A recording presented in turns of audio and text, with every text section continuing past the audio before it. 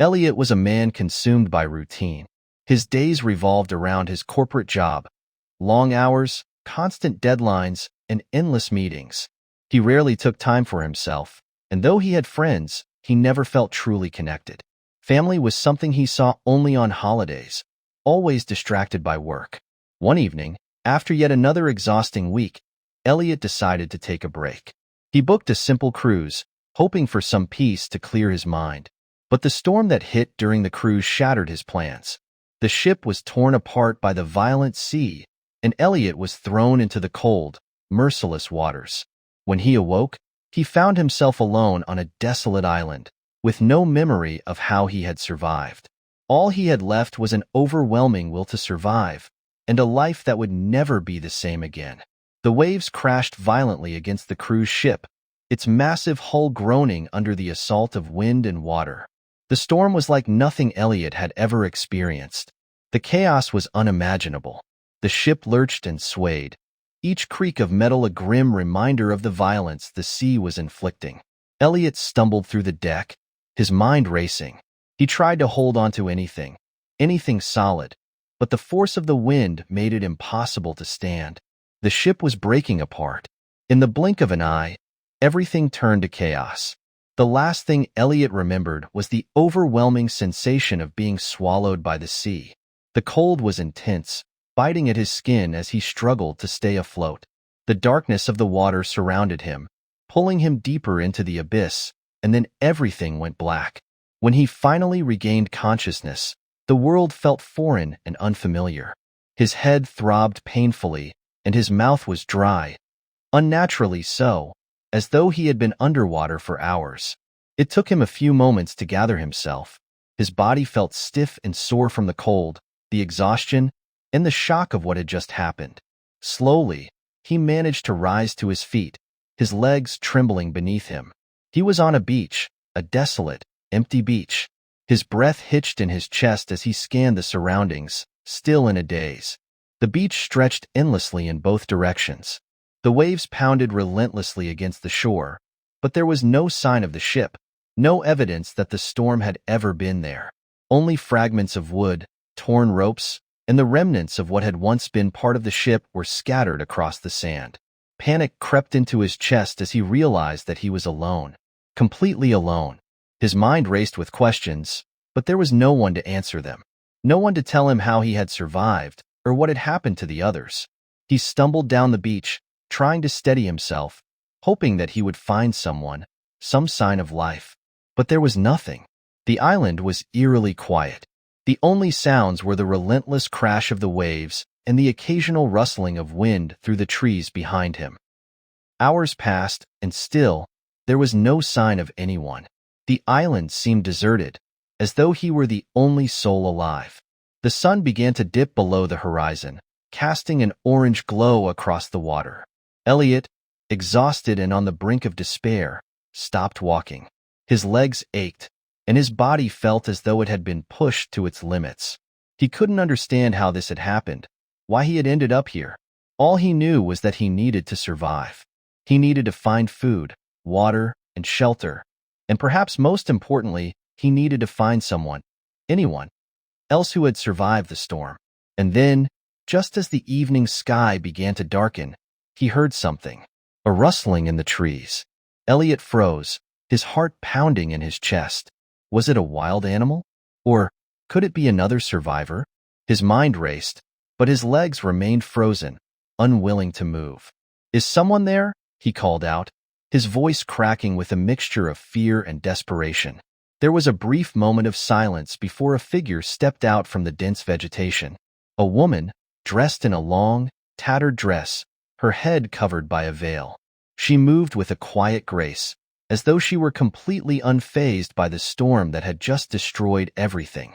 Her calmness, her presence, was a stark contrast to Elliot's own panic and confusion. "Yes," she answered in a calm, hoarse voice. "I'm here." Elliot stared at her in disbelief, still trying to process what was happening.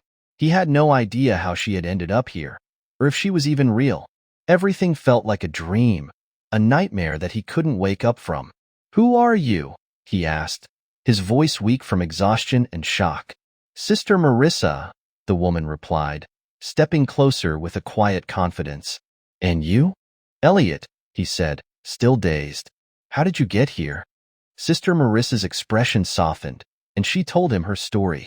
She had been part of a missionary expedition on a smaller boat when the storm hit.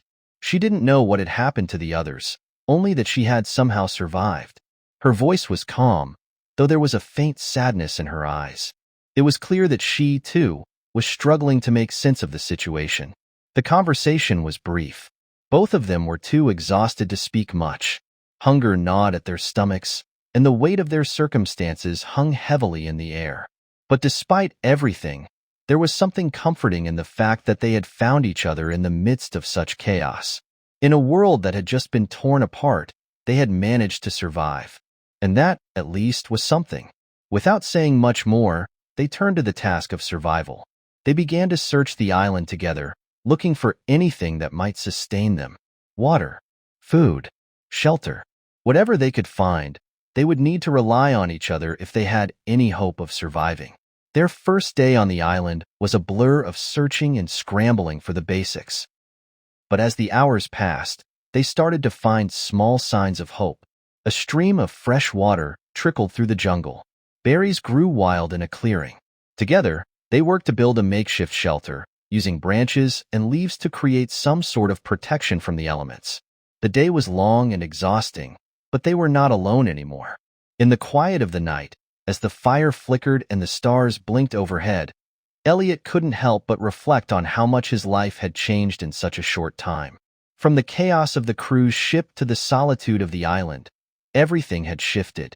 The world he knew, his routine, his job, his distractions, seemed so distant now, so irrelevant. Here, in this strange place, everything was reduced to the most basic needs: survival. And as strange as it was, there was something peaceful about that. In the face of such uncertainty, all he could do was hold on to hope and try to find a way forward. In the days that followed, life on the island settled into a difficult routine, but one that was necessary for survival. Each day was a battle, an exhausting series of tasks designed solely to keep them alive. Elliot and Sister Marissa worked side by side, finding solace in the rhythm of their shared labor. They discovered a small clearing not far from where they had landed, where a clear stream trickled through the dense jungle. The water, though cold and slightly bitter, was a gift in the otherwise harsh environment. They drank deeply from it, feeling a sense of gratitude that would have seemed insignificant in their old lives. Nearby, they gathered berries that were safe to eat. The simple task of foraging had become a small victory, a reminder that they could still rely on nature for sustenance. They built a makeshift shelter from branches and leaves, working tirelessly as they took turns keeping watch over the fire they managed to start. The fire, though small, was a constant companion, a flickering warmth in the darkness of the jungle, a symbol of their survival. Yet, despite the beauty of the island's serenity, there was a constant weight on both of them, the unrelenting threat of survival. The jungle, while lush and peaceful, also held dangers. The possibility of predators lurking in the shadows, the unpredictable weather, and the ever-present struggle to find food and water. It was all a reminder that life on the island was fragile. Every decision, every action, was calculated to ensure their survival, and that kept them on edge. As the days wore on, Elliot couldn't help but notice the stark contrast between himself and Sister Marissa. She was the calm in the storm. No matter how many challenges they faced, she remained composed, unshaken by the situation. Her demeanor was a far cry from Elliot's, a mess of anxiety and doubt. He couldn't understand how she could be so calm in the face of such uncertainty. Every time he tried to open up to her about his life before the shipwreck, she would answer briefly, almost as if she was guarding some part of herself. She was a woman of few words, always focused on the task at hand. Elliot, on the other hand, found himself overwhelmed by thoughts of his past. The corporate job, the deadlines, the endless cycle of meetings and tasks. It seemed so distant now, yet it haunted him. He had always been so focused on the future, always pushing forward, never stopping to appreciate the present. But now, on this island, in the silence of the jungle, The weight of his past seemed to suffocate him. He wasn't sure what he was searching for, but the constant questions about what had gone wrong, why he had ended up here, gnawed at him. One evening, after a long day of gathering food and building their shelter, Elliot found himself alone with his thoughts, yearning for some connection, some conversation to distract him from his spiraling mind. He decided to try once again to speak with Sister Marissa. The fire crackled softly beside them as they sat on the ground, exhausted from the day's work. Elliot took a deep breath and, trying to push aside his frustration, asked her something that had been on his mind for days. "How did you end up becoming a nun?" he asked, his voice tentative. "You must have had a life before this, right?" Sister Marissa looked up from the fire at him, her expression soft yet unreadable. She didn't speak immediately, and for a moment, Elliot wondered if she would just brush him off. But then, she spoke, her voice low and measured, as though each word carried weight. "I did," she said softly. "I was like you once. I had a life, a different life. But I found a calling stronger than anything I could have imagined." Elliot paused, considering her words. The idea of a calling, something greater than one's own life, seemed almost foreign to him. The corporate world he had come from had been all about ambition, progress, and success, things that had driven him forward, even when he didn't always understand the purpose behind them. The thought of dedicating oneself to something larger, something beyond personal gain, was something he could barely comprehend. "Don't you miss your old life?" Elliot asked, his curiosity rising. "Don't you miss being free?" There was a pause as Sister Marissa turned her gaze to the horizon, where the sun was dipping below the trees. For a moment, she seemed far away, lost in her own thoughts. Elliot wondered if his question had touched on something too painful, something she didn't want to confront. "Sometimes," she admitted, her voice barely above a whisper. "But in this life, I found peace. A peace I never could have imagined before." Elliot sat in stunned silence for a moment. Her words lingered in the air between them, as though they were too heavy for him to fully understand. He had expected something different. A longing for the life she had left behind, a yearning for freedom. Instead, she had spoken of peace, a peace that had eluded him for as long as he could remember. He couldn't help but reflect on her words, wondering what it meant to truly find peace. In his old life, peace had always been an illusion, something that existed only during brief moments of rest or after finishing a project. But here, on this island, there was no illusion. There was only the raw reality of survival, and yet Sister Marissa had found something within that, something that made the chaos of their circumstances bearable. Elliot didn't know what to say. The simplicity of her words struck him deeply, though he couldn't fully grasp their meaning. There was a quiet stillness in the way she spoke, a calm that he envied. She had found peace in a life that seemed to offer nothing but struggle. And perhaps, just perhaps, that was the key to surviving this place. Not just surviving physically, but finding some semblance of inner peace amid the chaos. They sat in silence for a long time, the crackling fire the only sound between them. The weight of their shared experience hung in the air, and in that silence, Elliot realized that they had both been lost in different ways. They had both come from worlds that had felt alien to them, worlds that had offered no true peace. But here, in this unexpected place, they were beginning to find something new. It wasn't freedom. It wasn't a return to the lives they had left behind. But it was something different, something they could hold on to. As the days stretched on, Elliot and Sister Marissa's survival efforts grew more efficient. They had learned the land and nature's rhythms. They fished with makeshift spears, their arms aching with each cast. They hunted small animals that wandered too close to their shelter, using tools they'd fashioned from sharp stones and bones. They found a reliable way to gather fresh water from the stream, which had become their lifeline.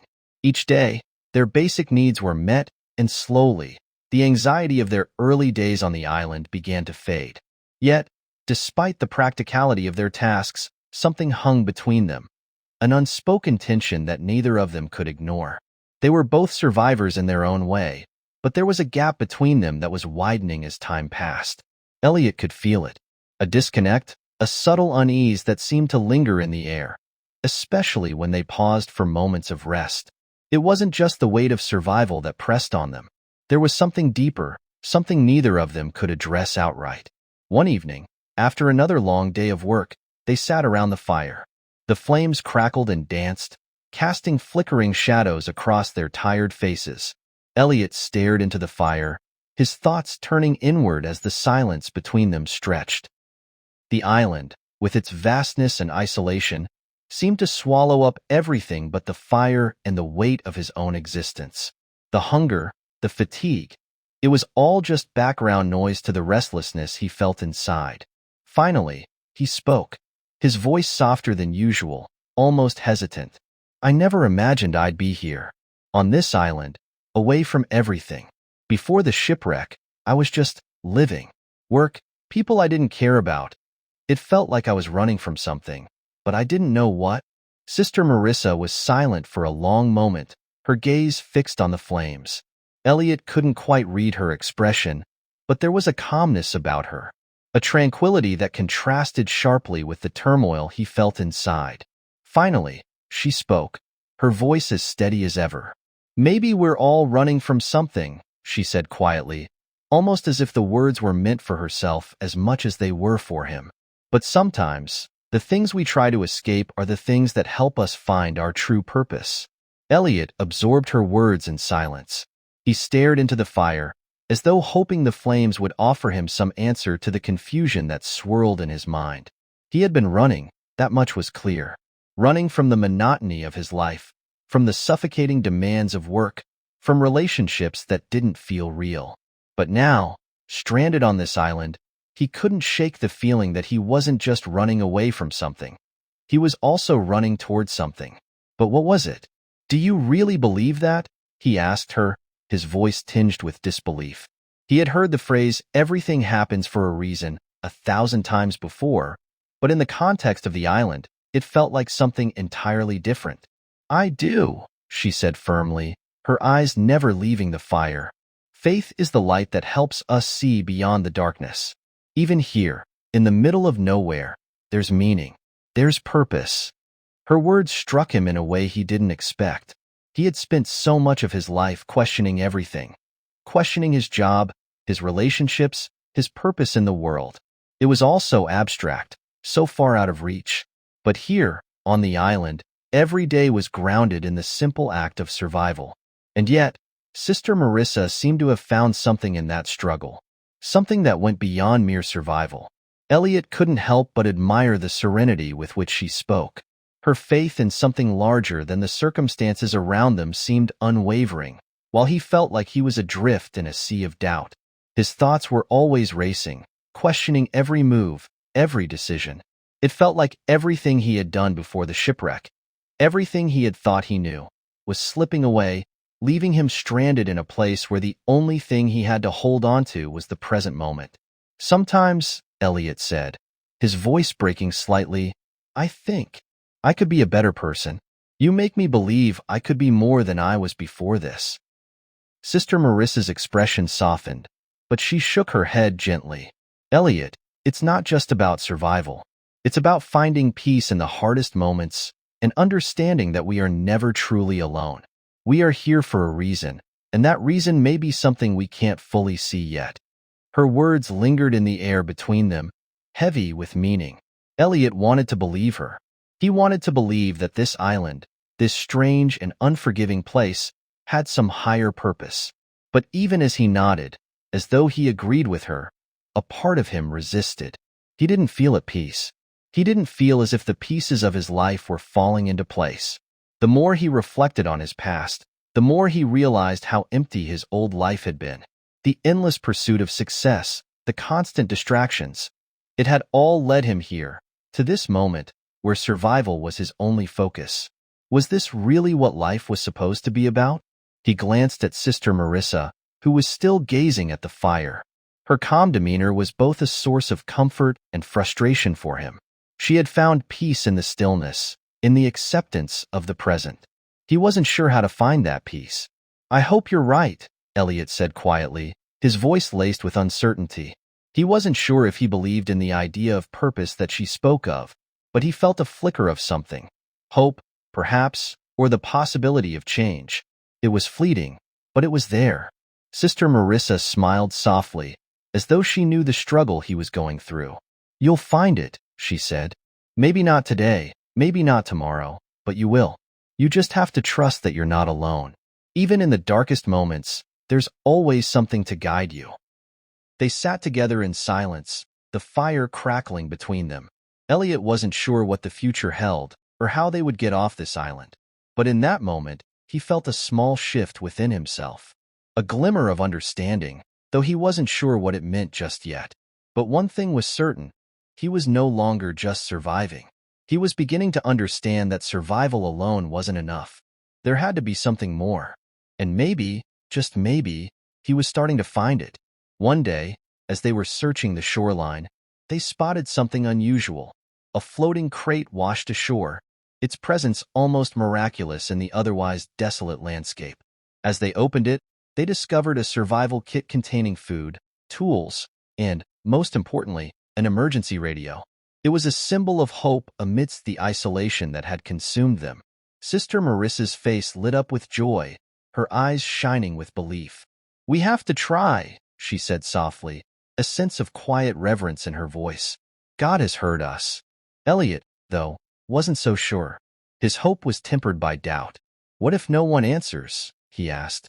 "What if we're still stuck here?" She placed a hand on his arm, her touch warm and steady. "Hope doesn't fade, Elliot. It's what keeps us alive." With renewed determination, they sent out a distress signal on the radio, hoping for a response. Days passed, but the silence persisted. The tension between them grew as their patience wore thin. Yet with each passing day, their understanding of each other deepened. One evening, as they sat together by the fire, the quiet became too much for Elliot to bear. His voice, strained and full of emotion, finally broke the silence.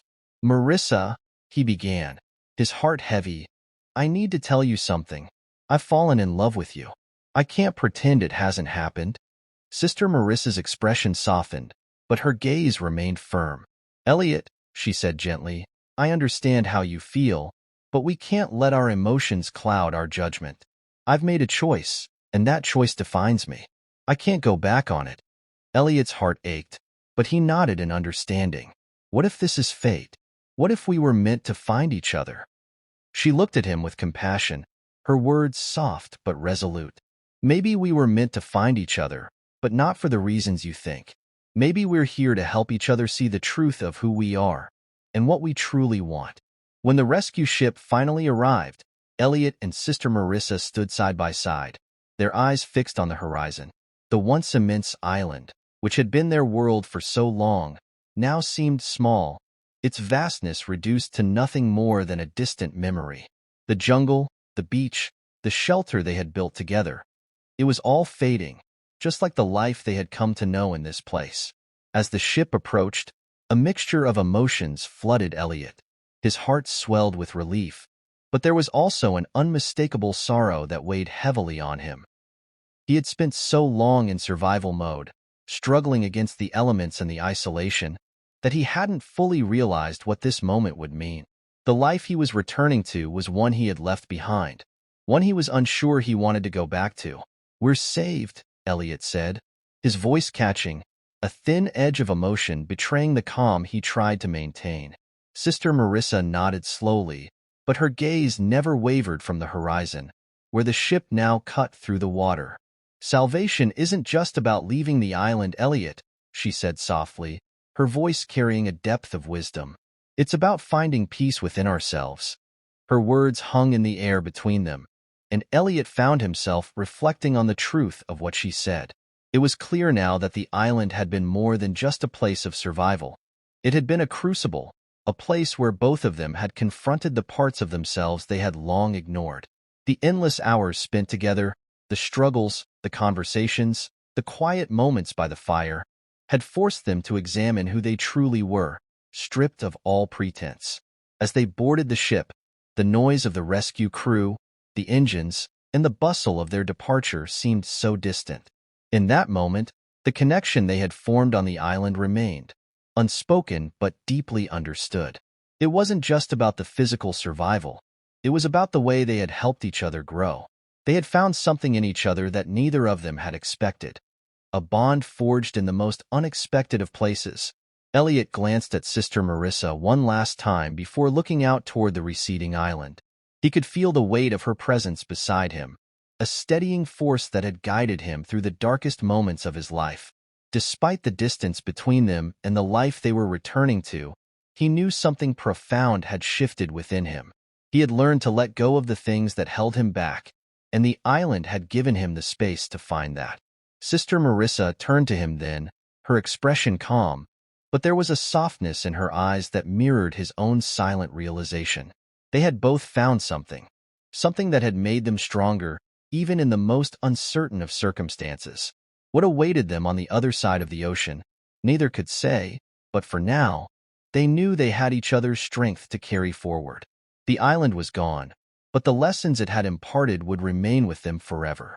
The real salvation, they both realized, wasn't in being rescued, but in finding peace in the journey, wherever it might lead. Months had passed since Elliot left behind the life he once knew. The life that had seemed so important yet had now become a distant memory. He had thrown himself into a new purpose, dedicating his time and energy to a charity that helped disaster survivors. It was meaningful work, the kind that gave him a sense of fulfillment he had never known in his corporate life. He worked alongside others who shared the same passion for making a difference, for giving hope to those who had lost everything. But even in the midst of this busy, fulfilling life, there were moments when his thoughts drifted to Sister Marissa, to the calm and peace she had found. Her faith, her unwavering belief in something greater than herself, had left an indelible mark on him. It wasn't just her words, but the way she lived her life. Her quiet strength, her sense of purpose, that had inspired him to seek something more, something that went beyond the surface of daily life. She had taught him that life wasn't just about surviving, but about living with intention, about creating meaning even in the face of hardship. Her presence had ignited a fire in him, and though they were miles apart, he felt her influence in everything he did. Meanwhile, Sister Marissa had continued her own spiritual journey, immersing herself in her work and the community around her. The days on the island with Elliot had shaped her just as profoundly. It was his willingness to embrace vulnerability, his openness to growth, that had taught her the power of human connection. She had always known faith, but in those moments with Elliot, she had discovered the transformative potential of love, the kind of love that wasn't bound by expectation, but by a deeper, spiritual connection that transcended words.